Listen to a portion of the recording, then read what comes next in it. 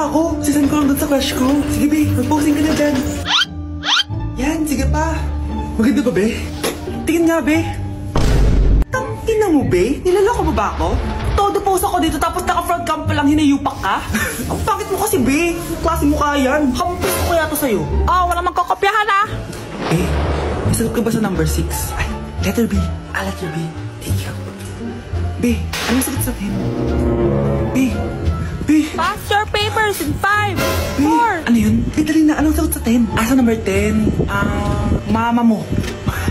Sumingita ka. Binigyan kita ng sagot tapos inbabalik mo sa akin. Akin na yun. Ito. Bigay mo sa mama mo. Ay, sorry na.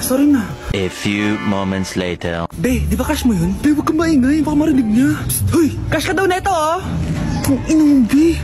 Crush mo ako? Hello? Tingnan mo nga itsura mo. Pangit mo. Aray!